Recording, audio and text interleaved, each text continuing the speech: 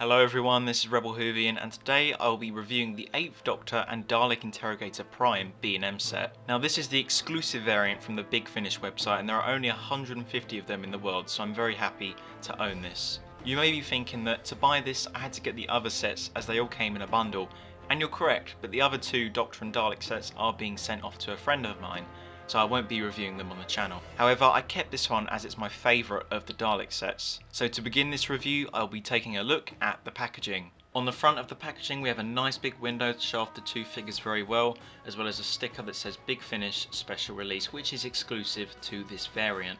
At the top we have the Doctor Who logo, and below that we have a picture of Paul McGann in the style of the Big Finish covers. At the bottom we have the 8th Doctor and Dalek Interrogator Prime action figure set. To the right of that we have 5+, the Big Finish logo and the character options logo, and just above that we have the story which this is from, which is the Time War. On the right hand side of the box we have the Doctor Who logo again, with the side of the window with some Gallifreyan text going around it. At the bottom we have some legal rubbish, and to the side of that we have a nice picture of the figures that you get in this set. On the back of the box once again you have the Doctor Who logo, and next to that is the 8th Doctor and Dalek Interrogator Prime action figure set. Under that we can see a TARDIS stencil type drawing which looks very nice and has been seen on the 4th Doctor TARDIS set that was released not too long ago. To the side of that we have a brief description of what's included in this set, as well as a description of the story that these are meant to be from, which is In the Garden of Death, and there is a picture of the In the Garden of Death cover just to the right of that. At the bottom we have 5.5 inch / 14 centimeter scale collector series,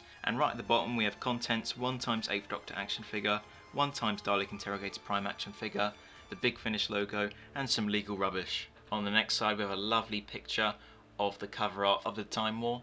On the top of the box once again we have the Doctor Who logo, and next to that the 8th Doctor and Dalek Interrogator Prime action figure set based on the Big Finish audio adventure. Above that we have the websites for character and Big Finish, and we once again have the TARDIS image. And finally on the bottom of the box we just have a load of legal rubbish, and that's the packaging. Before I look at the figures, I'd just like to draw your attention to the amazing backdrop for the figures in the packaging. It's sort of a Time War-esque backdrop with exploding Dalek ships and planets, and I think it looks really nice, and I'm glad character options and B&M went to that sort of detail to make the packaging look even nicer. Now that we've got that out of the way, let's look at the figures inside. They look great out of the box, and I have to say they really complement each other. I'm going to begin by looking at the 8th Doctor figure, then I'll move on to the Dalek Interrogator Prime. Looking at the details on the 8th Doctor figure, the head sculpt is actually really nice.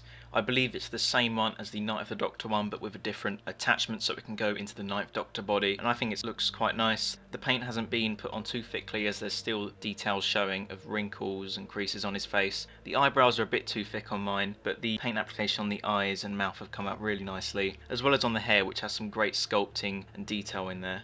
The ears also have a lot of intricate detail, and I think the head sculpt has come out really well. Looking at the torso, this obviously reuses the 9th Doctor body, but it has had some new paint applications to fit the dark eyes look of the 8th Doctor. We have a blue coat instead of the black coat that the 9th Doctor has. The buttons on the coat have been painted a nice gold colour, and there's a lot of nice weathering on the coat as well as some really nice details of the leather jacket. We have some nice details on the arms, such as creases, and this continues all over the jacket on the figure. Underneath the jacket we have a white t-shirt, which I believe is accurate to the costume. The neckline of the t-shirt does come down a bit too low, but they couldn't do much about that because it's just reusing the 9th Doctor sculpt.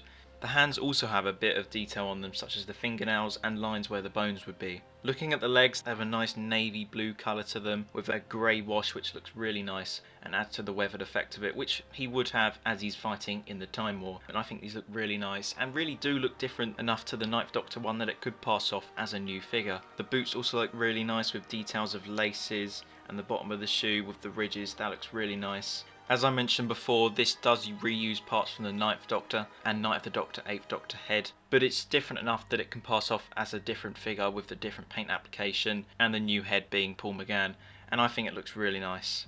Turning to articulation, we have a 360-degree turn at the head, but I won't do that in case I scratch paint off. There's a 360-degree turn at the arms.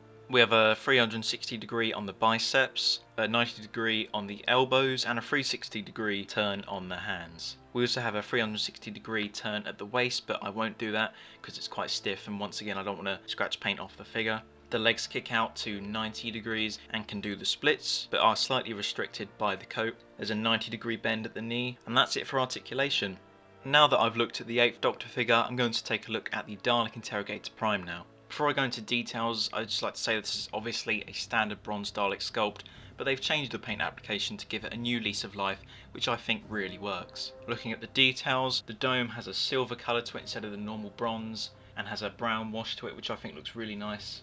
The lights on the dome are just the standard lights, as is the eye stalk, but the end of the eye stalk, strangely enough, has a white light instead of a blue, and I think that's what the variant of this is, so I like it, but it's very odd. There's some nice detail on the head of all the lines and curves that are indented on the actual Dalek prop, as well as the bolts, which have been nicely detailed with the weathering. Below the dome we have the next section, which has the black mesh, which has been wonderfully detailed, as well as the blue ridges around it. Below that we have the mid-section with the plunger and the gun. The plunger and the gun are standard. Mine are a bit stiff and wonky, but that's how they've been positioned in the packaging. Around where the gun and plunger are, we have a nice silver circle, which looks very nice, with details of bolts. Also on the mid-section we have some slats, which also have nice detailing of bolts and rectangles, which have been nicely highlighted using weathering. Between the midsection and the skirt we have a nice silver rim, which once again looks really nice with the black and brown weathering. And below that we have the skirt with all the spheres that have been covered in a silver colour, which I think works really nicely. It would have been nice to have the black rim around the spheres, but I know due to budget and restrictions that would be quite hard to do. On the spheres there's also some black and brown weathering, which I think once again works really nicely, and this carries over onto the blue part of the skirt. And finally we have the base, which has nice details of bolts, but strangely enough hasn't been coloured in the silver colour, which it should be, but that doesn't really worry me. And there's also a tiny bit of weathering, but it isn't too noticeable. That's it for detail. Now let's look at articulation. There's a 360-degree turn at the dome, although mine is really sticky and stiff. I don't know if that's because it's been in the packaging for so long or because there's a lot of paint that's been used, which is quite sticky, but it's quite hard to move. There's also a 90-degree lift on the eye stalk. The plunger and whisk/gun can move about slightly, and the Dalek can move across surfaces because of the free wheels on the bottom. And that's it for articulation. Now I'm going to talk about my overall thoughts on the set as a whole. Overall, I think this is a great set. The 8th Doctor is a great variant to add to the collection, especially for me as I don't have any of the original 8th Doctor figures. It's also nice to see his Dark Eyes outfit, which most of us thought we'd never see a release of, but I'm so glad we have one now. As for the Dalek, it's an absolutely beautiful variant and will make a lovely addition to my collection of Daleks. The blue really differentiates it from the other bronze Daleks in this sculpt, and I hope we see more colour variations of this sculpt in the near future. This is the variant set, which has a few differences, such as the Doctor having black boots instead of brown, and the Dalek having a few alterations to its paint application, so there's not much of a difference between this version and the standard B&M version, and is why I didn't bring it up when looking at the details of the figures. But if you're a completist, then I'd recommend you try and get this any way you can, even if you have to customise the standard B&M release, as I know that these are incredibly rare now. Thank you very much for watching this review. I will hopefully be reviewing the other B&M sets when I get my hands on them within the next couple of weeks, so look forward to that.